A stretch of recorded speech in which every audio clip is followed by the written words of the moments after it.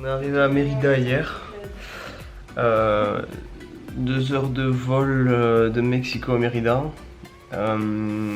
C'est cool parce que nos bagages devaient suivre et au final elles n'ont pas suivi parce qu'ils n'avaient pas le temps de les mettre dans l'avion.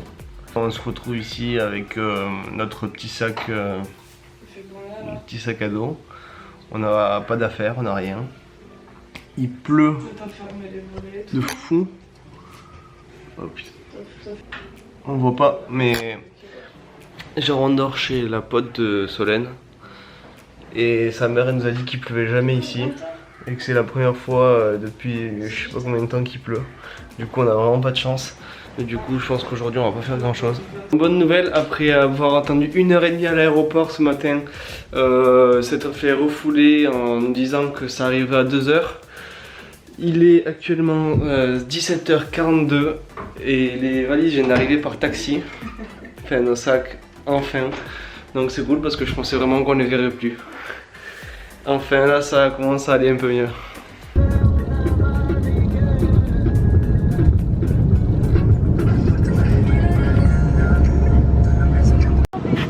Bon, on va à la plage de Mérida pour la première fois.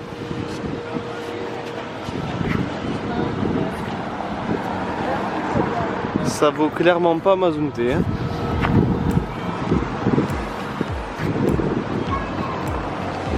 Bon, comme la plage était pas ouf, on s'est dirigé vers une réserve écologique. Ça nous coûte 17 pesos.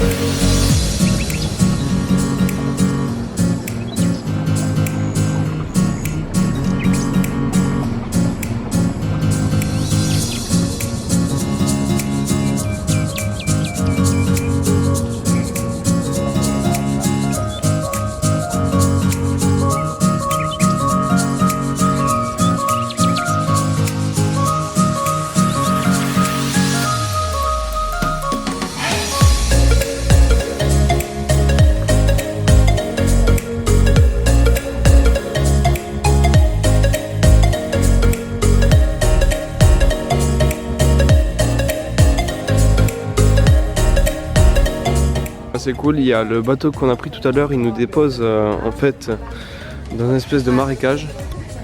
Rien. Et il y a des bassins, je crois que ça s'appelle des cénotes. C'est de l'eau douce, elle est assez bonne. Du coup on peut se baigner, là il y a 2 mètres de profondeur. Donc c'est cool, c'est stylé.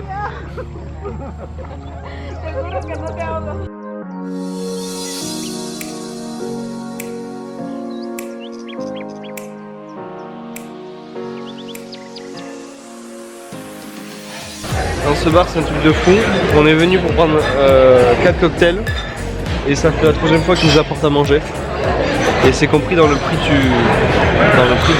du verre en fait. Nous sommes ici à la cité maya de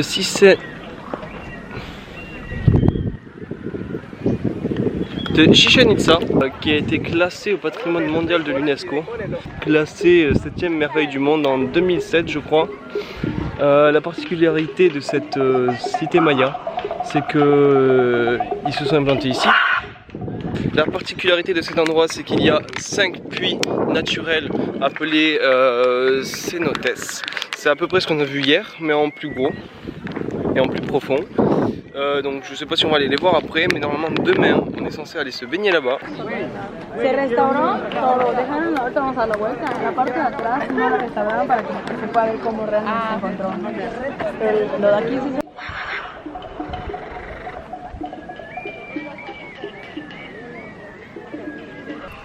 Et elle est composée de plusieurs temples.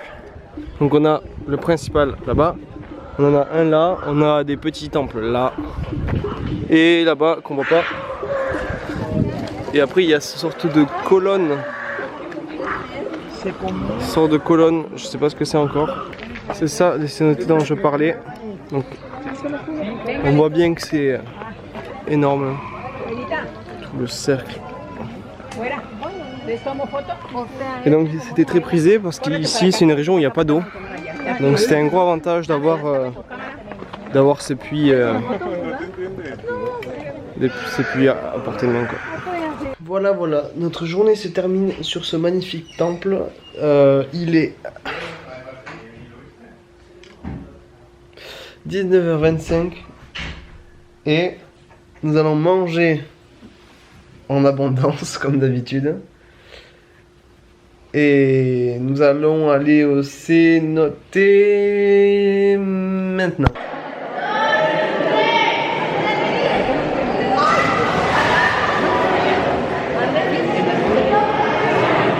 Voilà les cénotés.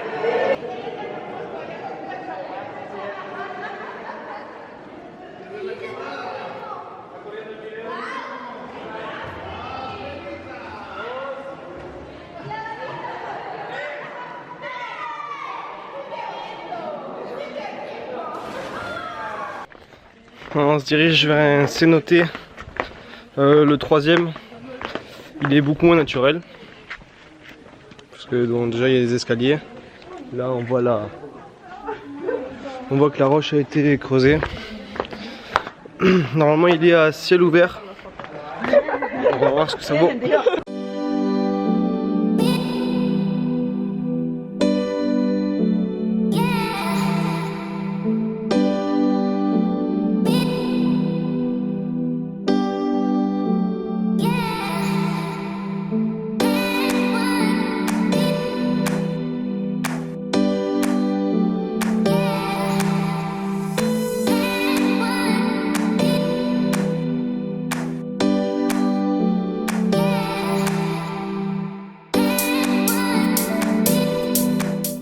Ça y est, notre séjour à Mérida se termine ce soir.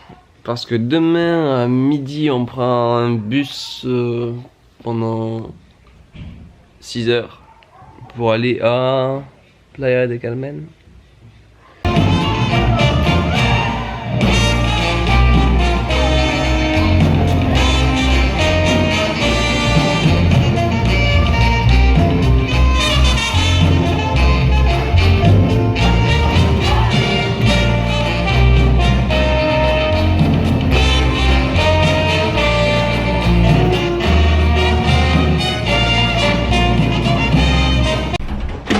Un scooter,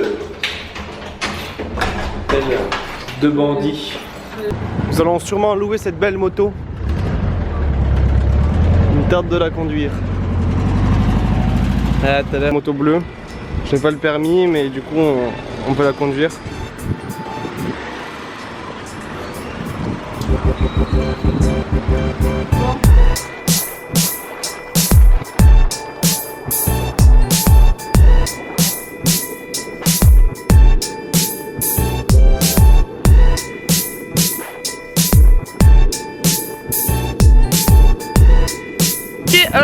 Donc aujourd'hui on a loué un scooter parce qu'on ne peut rien faire sur cette foutue île sans scooter, et oui. Donc ici franchement c'est le dollar qui règne, hein, clairement. On a fait quelques plages de la côte ouest qu'on nous avait recommandé, donc que l'entrée n'était pas payante. Donc soit vous payez 25 $ pour rentrer dans un parc, donc quand je dis parc c'est genre un parc avec des toboggans et tout, alors que nous on voulait juste aller à la plage quoi. Soit donc l'entrée n'est pas payante, mais vous payez des consos qui sont le double du prix qui est fait actuellement ici au Mexique. Ou on vous dit qu'il faut payer 10 $ le transat, donc comment vous dire que c'était pas trop notre objectif avec Gabi, n'est-ce pas? Et là on vient en fait d'atteindre l'autre côté de l'île, donc la côte ouest, est pardon. Et donc là c'est déjà beaucoup plus sauvage. Quand on vous dit des plages, c'est pas une plage avec un bar, c'est une vraie plage quoi. Mais là pour le coup c'est très différent. Voilà, une petit aperçu de notre tour de l'île de Cozumel. Voilà.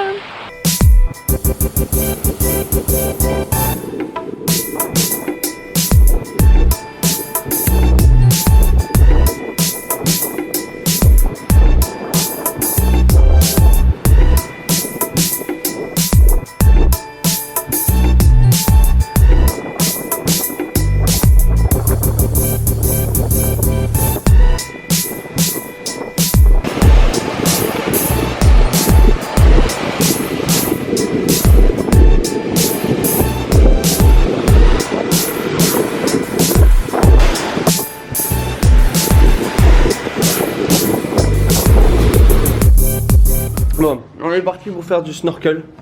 Madame a réussi à négocier la sortie à 700 pesos au lieu de 1600. Du coup on prépare un peu le matos. Et à 10h on est parti. Voilà. Merci Solène.